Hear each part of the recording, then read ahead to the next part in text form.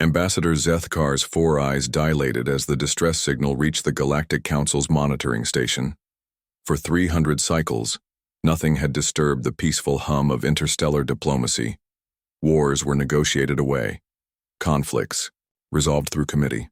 The galaxy had grown soft, comfortable in its bureaucratic embrace. But this signal came from the one place no civilized species dared to tread. "Sir," whispered Communications Officer Velna, her translator struggling with the ancient frequency. "The signal. It's from Sol 3. Zethkar's breathing apparatus wheezed. Sol 3. The forbidden world, the planet whose inhabitants called themselves humans, but whom every other species knew by a different name. Deathworlders. "That's impossible," Zethkar muttered, his claws clicking against the console. "The humans agreed to the isolation protocols 50 years ago. They're supposed to stay in their system." The beacon pulsed again, stronger this time, and with it came something that made every being on the monitoring station freeze in primal terror. A human voice. "This is Captain Sarah Chen of the UES Defiance. We're coming out. All of us. And we're not asking permission anymore." The transmission ended. In the silence that followed, Zethkar realized something that would haunt him for the rest of his unnaturally long life.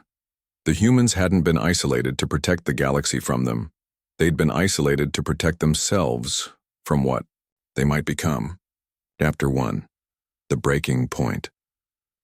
3 days earlier. The mining colony on Kepler 442b should have been paradise.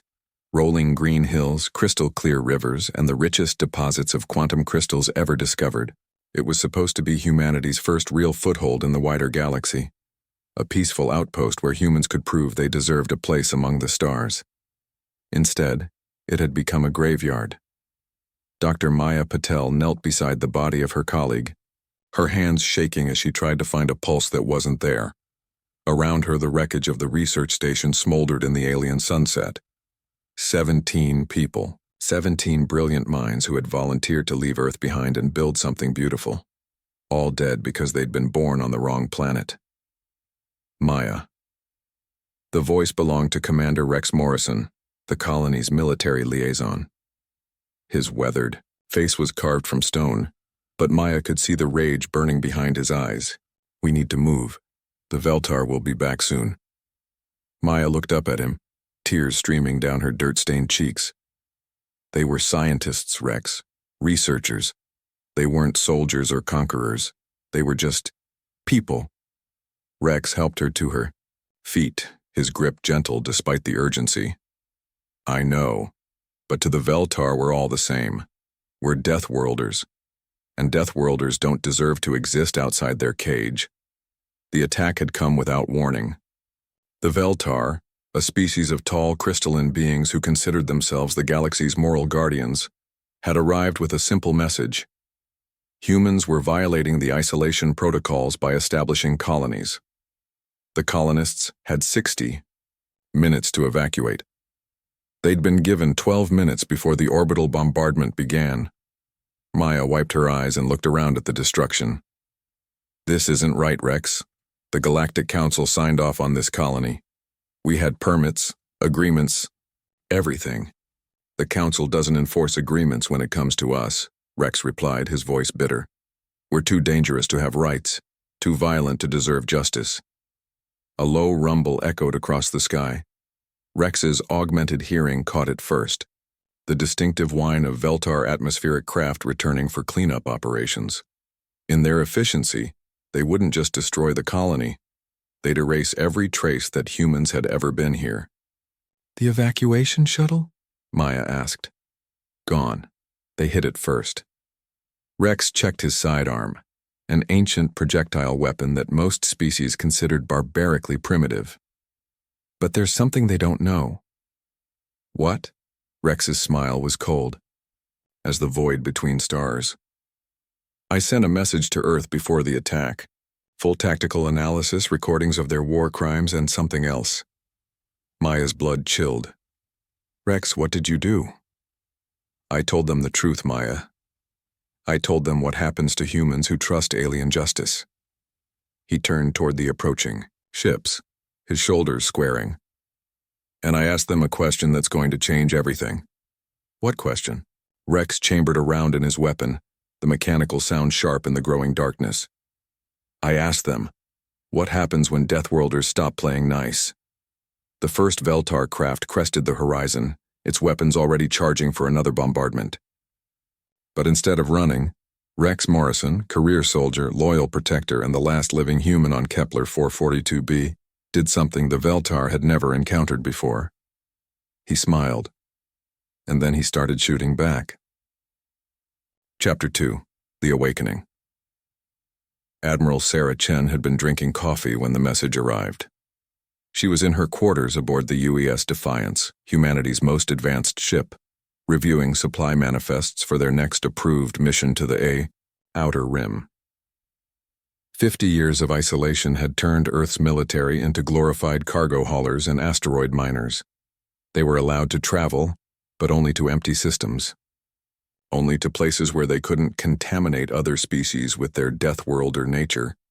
The coffee mug shattered against the deck as Sarah watched Rex Morrison's final transmission. The young man, barely 30, with kind eyes and a gentle manner, stood surrounded by alien corpses and burning metal. His uniform was torn, his face bloodied, but his voice was steady as steel. Admiral Chen, this is Commander Morrison, Kepler Colony. By the time you receive this, I'll be dead, but I need you to see what they did to us. What they always do to us. The recording showed everything. The unprovoked attack, the slaughter of civilians. The cold efficiency with which the Veltar had tried to erase 17 human lives from existence. But what made Sarah's hands clench into fists wasn't just the massacre. It was what came after. I've been monitoring Galactic Council communications. Rex continued, his weapon never wavering as enemy fire peppered the walls around him. They knew about the attack, they authorized it. 3 days ago they passed Resolution 847, the Deathworlder Containment Enhancement Act. Sarah's blood turned to ice. She'd heard rumors, but the resolution calls for the permanent settlement of the human question, Rex said, ducking as a plasma bolt seared overhead. They're not just keeping us isolated anymore, Admiral. They're coming for Earth. The transmission erupted in weapons fire. Sarah watched a young man, a protector, a guardian, someone who'd volunteered to build bridges between species, fight and die alone on an alien world, forgotten by the very beings he'd tried to befriend. The recording ended with Rex's final words. Tell them we tried to be better. Tell them we tried to be what they wanted. And tell them that some things are worth fighting for. Sarah sat in the wreckage of her shattered routine, staring at the blank screen. Around her, the Defiance hummed with the quiet efficiency of human engineering. 3 kilometers of armor, weapons, and technology that had been deliberately neutered to appear non-threatening to alien sensibilities. She thought about 50 years of bowing and scraping. 50 years of humanity proving they could be civilized, controlled, contained. 50 years of accepting second-class status in exchange for the privilege of existing. 50 years of letting other species decide what humans deserved. Sarah stood and activated her command console. Bridge, this is the Admiral. Set course for Earth maximum burn. Ma'am? Came the confused reply from her navigation officer. We're not scheduled to return for another 2 months. Plans have changed, Lieutenant. Sarah's voice carried a tone her crew hadn't heard in decades. The voice of someone who'd stopped asking permission. And once we reach Earth, send a priority message to Fleet Command. What's the message, Admiral? Sarah looked out the viewport at the stars, beautiful, distant, and suddenly feeling far less welcoming than they had an hour ago. Tell them, it's time to stop playing nice. Meanwhile, at the edge of the Sol system, the Veltar battle fleet hung in space like crystalline death, their ships beautiful and terrible in the starlight. Admiral Keithvar, Supreme Commander of the Galactic Council's enforcement arm, reviewed the final attack plans with cold satisfaction. 50 ships, enough firepower to crack a planet's crust, all aimed at the small blue world that had been a thorn in civilized space for too long. The humans' defensive platforms, he asked his tactical officer. 12 orbital stations, minimal armament. Their fleet consists of 47 vessels, all configured for cargo and exploration. The officer's translation device rendered his contempt perfectly. They pose no military threat. Kethavar nodded. The humans were Deathworlders, evolved on a nightmare planet of storms, predators, and constant violence. But 50 years of forced pacification had neutered them completely. They'd grown soft, domesticated, harmless. Begin the operation, he commanded. Target their military installations first, then the major population centers. Make it swift. Even Deathworlders don't deserve to suffer. The fleet began moving toward Earth, their weapons charging with lethal purpose. It would take them 6 hours to reach attack position. 6 hours to end the human problem forever. What Admiral Kethavar didn't know was that somewhere in the outer system, automated monitoring stations that had been dark and silent for 50 years, were suddenly coming online. And the signals they were sending deeper into the system carried a simple message. DEFCON 1. All units respond. The gloves are off. Chapter 3. The Unleashing. Dr. Elena Vasquez had been dead for 3 minutes when she came back to life. The Psi resurrection chamber aboard Research Station Omega-7 hummed with barely contained energy as her enhanced body repaired the damage from her latest death. Around her, the walls were scarred with blast marks and alien blood, testament to her team's ongoing research into xenobiological combat efficiency. Elena opened her eyes and smiled. Through the station's reinforced viewports, she could see the beautiful deadly flowers of space combat blooming against the stars. The Veltar fleet was 6 hours out, but humanity's real military was already moving to intercept them. Status report, she said, sitting up on the medical table. Her body felt different, stronger, faster, more precise. The 47th round of enhancements was working perfectly. Ma'am, the Prometheus protocol is fully active, reported Lieutenant Jackson, her aide. Unlike Elena, he looked entirely human, which was the point. All sleeper assets are awakening. The real fleet is moving to intercept. Elena nodded and stood, her movements fluid despite having been technically deceased moments before. And our alien friends? Any change in their approach? Negative. They still think they're facing the cargo haulers and science vessels. Elena laughed, a sound like breaking glass. 50 years ago, when the isolation protocols had been signed, humanity had agreed to limit their military to peaceful vessels suitable for a contained species. What the Galactic Council hadn't realized was that they'd never actually seen humanity's real military. The ships the aliens knew about, the ones visible in Earth's orbital lanes, were indeed converted cargo haulers and research vessels. But they were also decoys, manned by volunteers who'd agreed to play the role of humanity's neutered space force. The real fleet had been hidden in the dark spaces between worlds, growing stronger and stranger with each passing year. How many ships are responding to the call? Elena asked, checking her equipment. Her laboratory contained horrors that would make most aliens weep. Weapons designed not just to kill, but to demonstrate exactly why Earth was classified as a death world. All of them, Jackson replied, his smile matching hers. The Ragnarok, the Wendigo, the Nemesis-class destroyers, the Reaper frigates, even the experimental ships from the Deep Black projects. Elena's pulse quickened. The Deep Black projects, humanity's exploration of technology so dangerous that they'd been hidden even from most humans. Weapons that bent reality, ships that could fold space-time, soldiers who'd been transformed into something that barely qualified as human anymore. What about the ground assets? Prometheus Division is fully operational. The Wolves, the Spartans, the Nightmares. Everyone who volunteered for the program is ready for deployment. Elena walked to the viewing port and looked out at Earth. Beautiful, blue, and deceptively peaceful.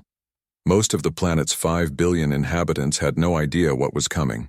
They were civilians, living their lives under the protection of guardians they'd never see, but some of them knew. Some of them had been waiting 50 years for this moment. Send the activation signal, Elena commanded. All units, all assets, all contingencies. It's time to show the galaxy what Deathworlders really look like when we stop pretending to be nice.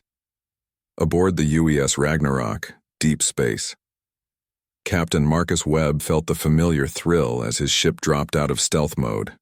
Around him, the ice-eyed bridge crew moved with practiced efficiency. Men and women who'd spent decades preparing for a war they'd hoped would never come. The Ragnarok wasn't like the ships the aliens had seen. 5 kilometers of matte black hull studded with weapons that existed at the bleeding edge of physics. Railguns that could punch through planetary crust. Missile pods loaded with warheads that could crack moons. And in her deepest vaults, weapons so terrible they had names instead of designations. Captain, reported his tactical officer, we're reading 47 additional vessels coming online. The Nemesis-class ships are taking point formation. Webb nodded. The Nemesis-class destroyers were humanity's answer to the question, what if we stopped caring about collateral damage? Each one carried enough firepower to sterilize a continent and shields that could withstand direct stellar bombardment. Signal from Fleet Command, sir, his communications officer announced. Admiral Chen is coordinating with the Defiance. All ships are to rendezvous at Intercept Point Alpha. And our passengers? Webb glanced toward the ship's lower decks, where something that had once been human waited in stasis. The Prometheus Division, soldiers who'd volunteered to become living weapons, their bodies enhanced beyond recognition, their minds programmed for perfect efficiency in combat. They were humanity's darkest secret and greatest achievement. Proof that when pushed far enough, even the most civilized species could become monsters. The Spartans are ready for deployment, his officer replied. Mortality rate in training was acceptable. Only 30% casualties this cycle.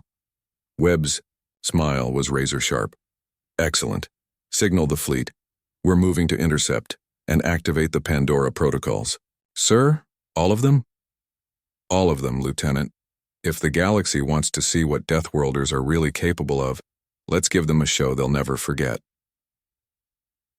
Back at the Veltar fleet, Admiral Kethvar was reviewing bombardment patterns when his sensor officer made a sound no military commander ever wants to hear.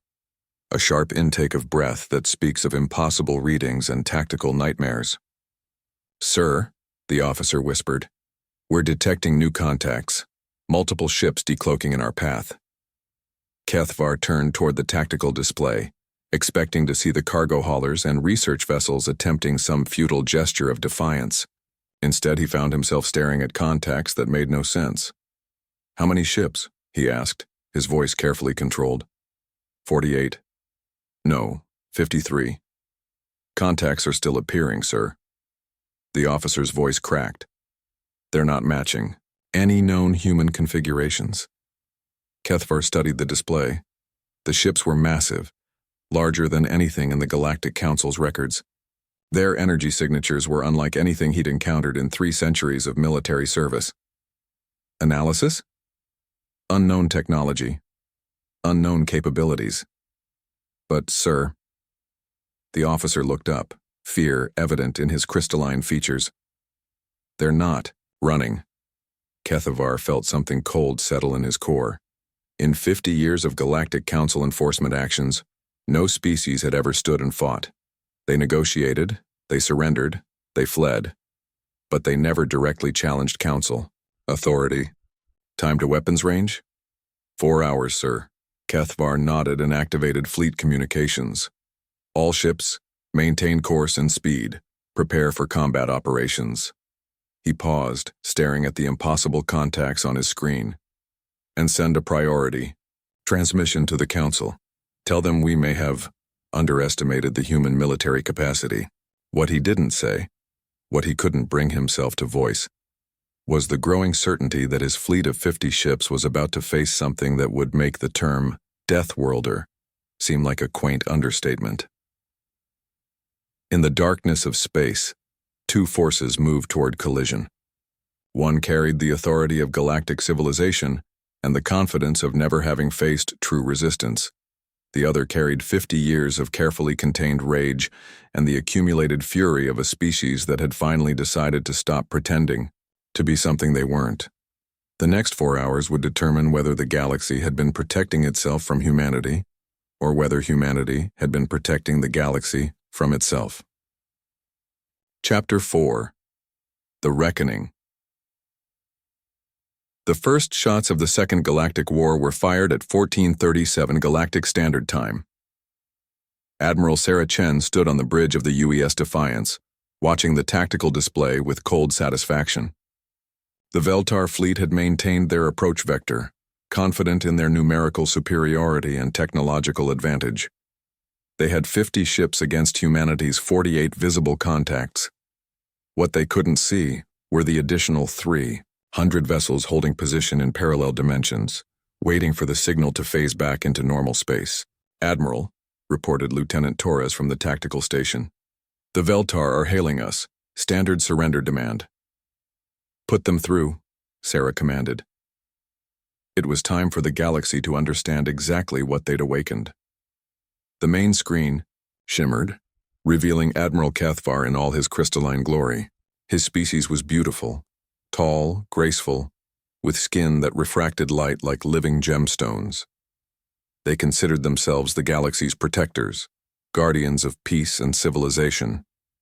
They were about to learn what those concepts actually meant. "Human vessel," Cathavar's voice carried the weight of absolute authority. "You are in violation of the Isolation Protocols and Galactic Council Resolution 847.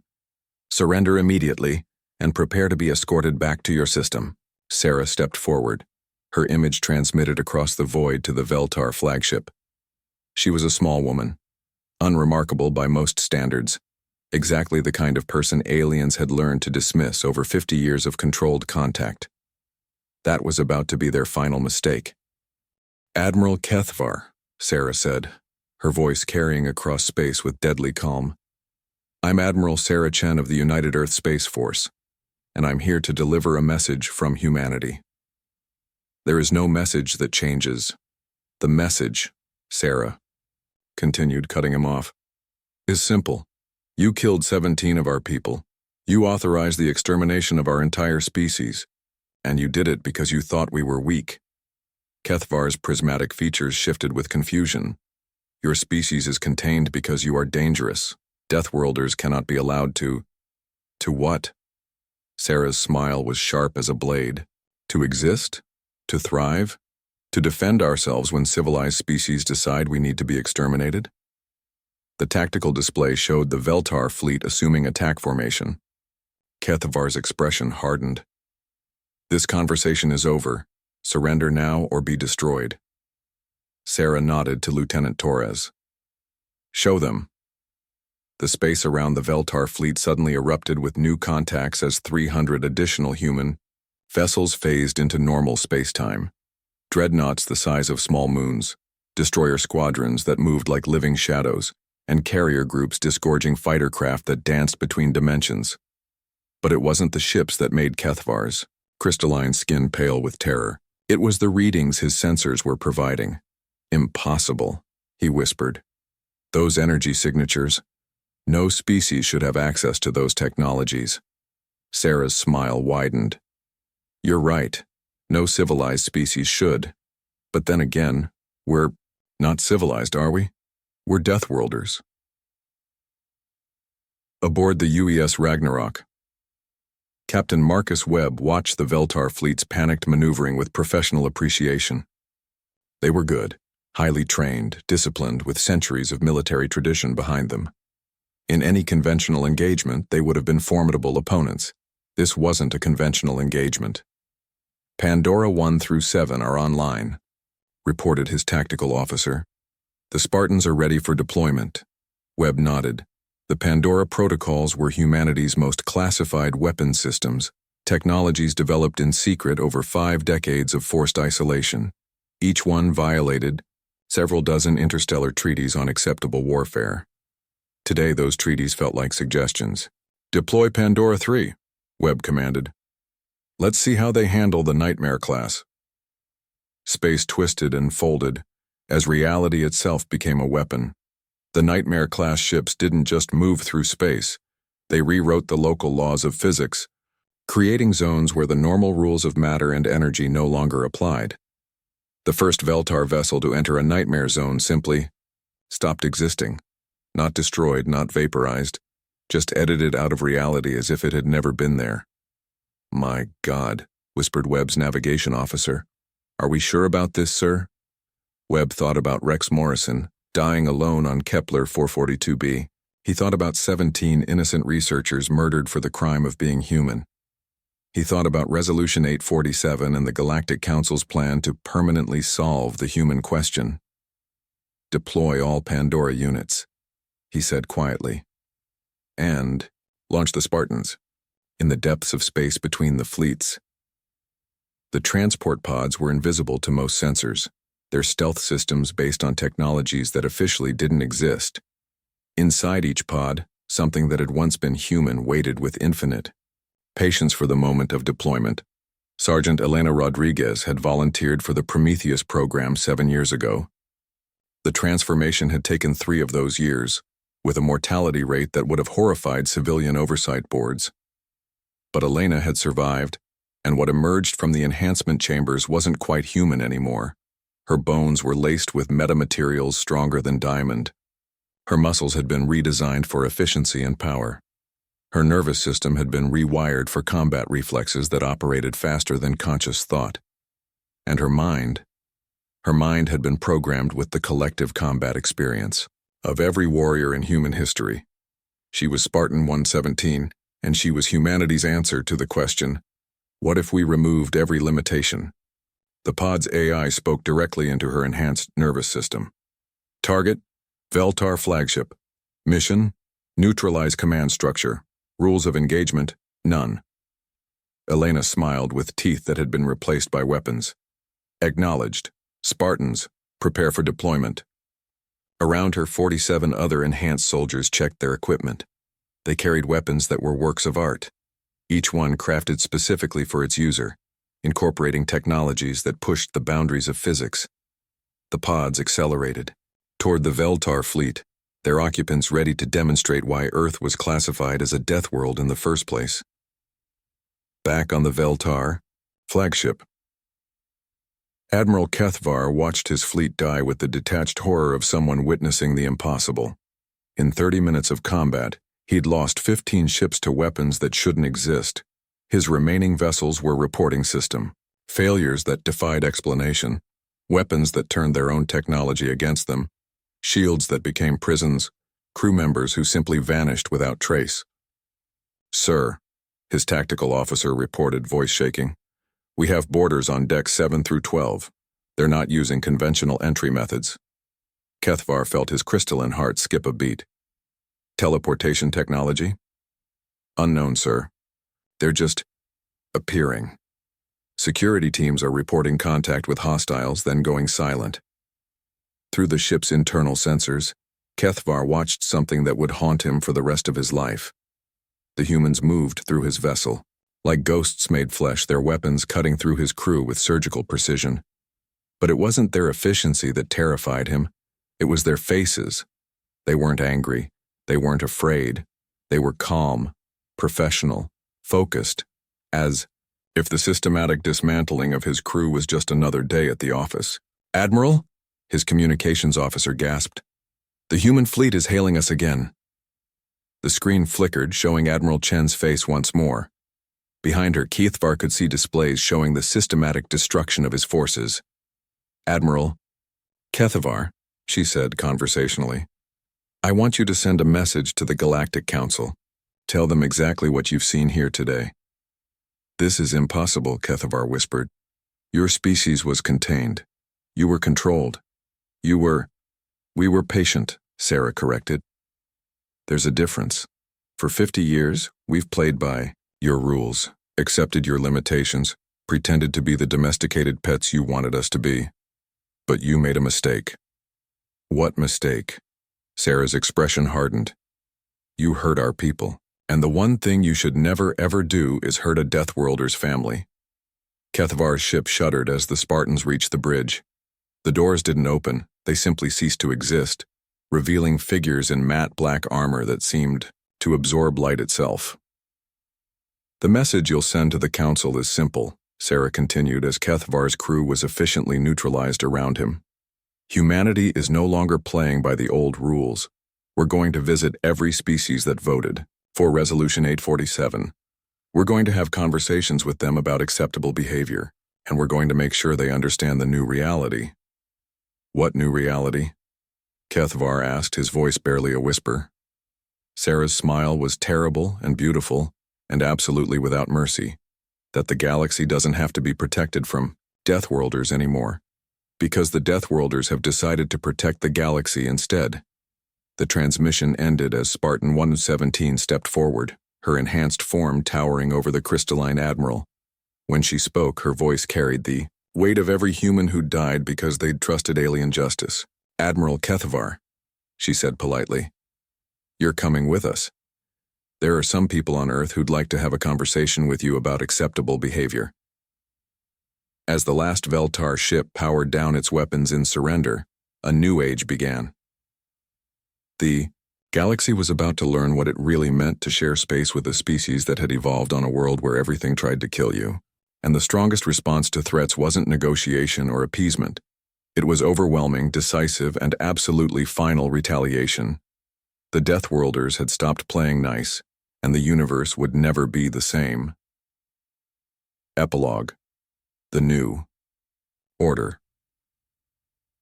6 months after the Battle of Sol 3, the Galactic Council convened for the first time since Resolution 847. The great amphitheater on Nexus Prime, once the proud center of interstellar governance, now felt smaller somehow. Of the 300 species that had voted to permanently solve the human question, only 57 were still represented by their original governments. The others had experienced what humans politely called regime change. Ambassador Zethkar, now serving as interim council president after his predecessor's unfortunate encounter with Spartan 117, called the session to order with trembling claws. Around him, representatives of dozens of species sat in uncomfortable silence. At the center of the amphitheater, in the seat once reserved for petitioners and criminals, sat Admiral Sarah Chen. She wore a simple Earth Fleet uniform, no weapons, visible, her expression calm and pleasant. She looked like someone's grandmother. She was the most feared being in the known galaxy. "The Council recognizes Admiral Chen of the Terran Federation," Zethkar announced, his voice carefully neutral. Sarah stood with easy grace, her movements relaxed and unthreatening. The assembled representatives leaned forward despite themselves. After 6 months of conversations with human diplomatic teams, they'd learned to pay very close attention to what humans said. "Thank you, Mr. President," Sarah began, her voice carrying easily through the amphitheater. "I'm here today to discuss the new reality of galactic relations and humanity's place in the interstellar community." A ripple of nervous movement passed through the assembled delegates. The new reality had been thoroughly demonstrated over the past 6 months. Species that had enthusiastically supported human extermination now found themselves with new governments that were remarkably more reasonable about issues of interspecies cooperation. 6 months ago, Sarah continued, this council decided that humanity posed too great a threat to civilized space to be allowed to exist. Today, I'm here to inform you that the council was absolutely correct. The silence was absolute. We were a threat, Sarah admitted with a smile. But not in the way you thought. You feared us because we evolved on a death world, because violence was part of our nature, because we were unpredictable and dangerous. She paused, letting her words sink in. What you should have feared was our restraint. Sarah activated a holographic display showing the current state of the galaxy. Species. After species now flew the black star of human protection alongside their own flags. Trade routes that had been plagued by piracy for centuries were now absolutely secure. Border disputes that had simmered for millennia had been resolved with remarkable efficiency. For 50 years, we accepted isolation because we thought it was necessary for galactic peace. We allowed ourselves to be contained because we believed you when you said we were too dangerous to be trusted. Her expression hardened slightly. Then you proved that the real danger to galactic peace wasn't Deathworlders who chose restraint. It was civilized species who chose genocide. Ambassador Velna of the Altarian Collective, one of the few species that had voted against Resolution 847, raised a tentative hand. Admiral Chen, what are humanity's intentions regarding council governance? Sarah's smile returned, warm and genuinely friendly. Humanity has no interest in ruling the galaxy. Ambassador Velna, we're not conquerors. We're protectors. She gestured to the display. Every species that has accepted human protection maintains full autonomy over their internal affairs. We don't interfere with your cultures, your traditions, or your governments. We only ask for two things. Which are? Zethkar asked nervously. First, no more genocide. No more final solutions or permanent settlements or any other euphemism for extermination. Species that can't coexist peacefully will be separated, but they will not be eliminated. Murmurs of agreement rippled through the assembly. After 6 months of human peacekeeping, genocide had become not just impractical but actively suicidal. Second, Sarah continued, no more isolation protocols. No more forced containment of species because they're dangerous or uncivilized. The galaxy is big enough for everyone, including Deathworlders. She looked around the amphitheater, meeting the eyes of delegates who'd once voted for her species' extinction. The old council believed in peace through control. We believe in peace through strength, not the strength to dominate, but the strength to protect. To ensure that no species ever again faces extinction because others decided they were too dangerous to exist. Admiral Kethvar, now serving as a special advisor on human affairs, spoke up from his assigned seat. His crystalline features had lost their prismatic beauty, a side effect of his extended conversations with human diplomats. And if species refuse human protection? He asked quietly. Sarah's smile never wavered, but something cold flickered behind her eyes. Then they're free to refuse. Humanity doesn't impose protection on anyone. She paused. Of course, they're also free to deal with threats like the Void Swarm or the Malak Imperium without human assistance. I'm sure they'll manage just fine on their own. The delegates exchanged nervous glances. The Void Swarm had emerged from dark space 3 months ago, consuming entire star systems. The Malak Imperium's war fleets had been devastating the Galactic Rim for 2 months. Both threats had been contained only by swift human intervention. The choice is always yours, Sarah continued pleasantly. Humanity will never force our protection on anyone. We'll just make sure you have all the information necessary to make informed decisions. She deactivated the display and looked around the amphitheater one final time. The galaxy is entering a new age. An age where strength protects the weak, where different doesn't mean dangerous, and where no species faces extinction for the crime of being themselves. Sarah's voice carried a note of gentle steel that every delegate recognized. It's going to be a wonderful age, for everyone who wants to be part of it. Later, in the private quarters assigned to the human delegation, Dr. Elena Vasquez, now Director of Human Special Operations, reviewed the day's intelligence reports with satisfaction. Around her, the walls displayed real-time updates from across the galaxy. Trade routes secured, conflicts resolved, threats neutralized. How are the new recruits adapting? She asked her aide. Lieutenant Jackson, now enhanced with second-generation Prometheus modifications, checked his datapad. Better than expected. The Altarians have natural talents for our stealth technologies. The Nexari are showing remarkable aptitude for the enhancement programs. Elena nodded. The volunteer program had been surprisingly popular. Once species learned what human protection actually meant, not domination but the opportunity to become stronger themselves, recruitment had exceeded all projections. And the holdouts? The hegemony is still refusing integration. The corporate systems maintain they don't need protection, and the Zephyrian Empire has been vocal about their independence. Elena's smile was razor-sharp. How vocal? They've been broadcasting messages about Deathworlder tyranny and the need for civilized species to resist human expansion. 3 systems have declared themselves part of a free galaxy alliance. Elena considered this for a moment. The Zephyrians were an old, proud species with a military tradition stretching back millennia. They'd built their empire through conquest and maintained it through strength. In many ways, they were remarkably similar to humans. That made them dangerous. Time frame? She asked. Intelligence suggests they're planning something for the anniversary of Resolution 847. Some kind of demonstration to show the galaxy that humans can be opposed. Elena nodded thoughtfully. Let them plan. When they're ready to make their move, we'll be waiting. She turned to look out the viewport at the stars beyond. Somewhere out there, the void swarm continued its relentless advance. The Malak Imperium grew stronger with each conquered system, and in the dark spaces between galaxies, sensors were detecting something that made even enhanced humans nervous. The galaxy was vast, full of wonders and terrors that most species couldn't even imagine. For 50 years, humanity had been content to explore the small corner they'd been allowed, pretending to be harmless cargo haulers and researchers.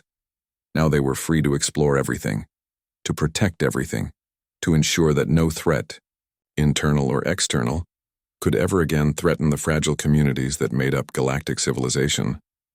Jackson, she said softly, initiate Prometheus Phase 3. It's time to begin the deep integration protocols. Ma'am? All of them? Elena's reflection in the viewport showed eyes that glowed with an inner light, a side effect of her latest enhancements. All of them. If the galaxy wants to test human resolve, let's make sure we're ready to provide a comprehensive demonstration. She turned back to her aide, her expression serene and absolutely terrifying. After all, we've spent 50 years learning to be nice. Now it's time to teach the galaxy what we learned in the process, deep beneath the surface of Earth, in installations that officially didn't exist. The Prometheus facilities hummed with activity as technicians made final preparations for Phase 3. In the enhancement chambers, volunteers from dozens of species underwent transformations that would have been considered impossible just months before. The Altarians emerged with abilities that let them phase through solid matter. The Nexari gained sensory capabilities that operated across multiple dimensions. The brave volunteers from species that had opposed Resolution 847 found themselves becoming something new, not human, not alien, but something that transcended both. Dr. Marcus Webb, no longer captain, having been promoted to director of advanced research, watched the process with scientific fascination. The volunteers weren't losing their original natures. They were expanding them, becoming more than they'd ever been before. Progress report? He asked his lead technician. Phase 3. Integration is at 97% efficiency. The new neural interfaces are allowing unprecedented cooperation between enhanced individuals from different species. We are seeing emergence of capabilities that exceed our projections. Webb nodded. The deep integration protocols weren't just about creating super soldiers.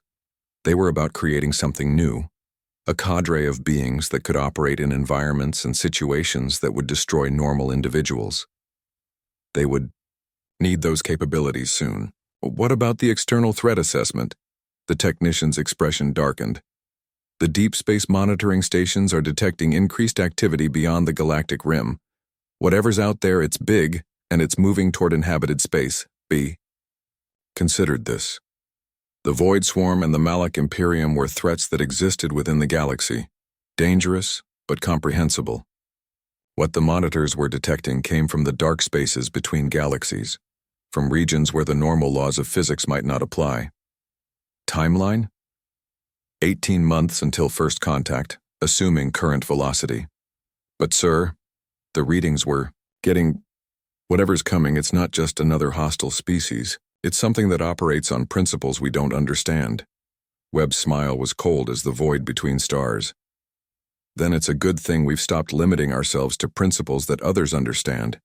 He turned toward the enhancement chambers, where the latest generation of volunteers was undergoing transformations that would prepare them for threats that hadn't even been imagined yet. Double the recruitment quotas, accelerate the integration timeline, and activate the Omega protocols. Sir, all of them? Webb thought about 17 researchers dying on Kepler 442b. He thought about Resolution 847 and the casual cruelty of species that considered themselves civilized.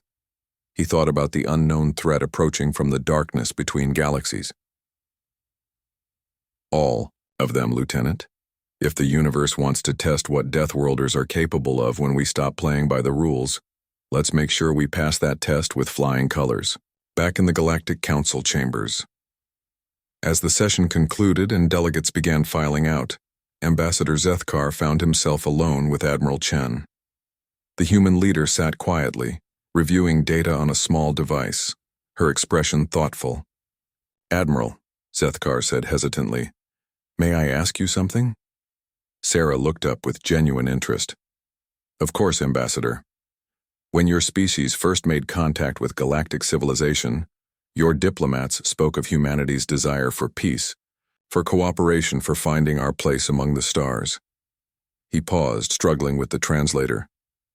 "Was any of that true?" Sarah considered the question carefully. "All of it was true, Ambassador. We did want peace. We did want cooperation. We desperately wanted to find our place among the stars. And now," Sarah's smile was sad and beautiful and utterly without compromise, "now we've found our place. We're the ones who make sure peace is possible. We're the ones who ensure cooperation isn't just a pretty word used to justify genocide.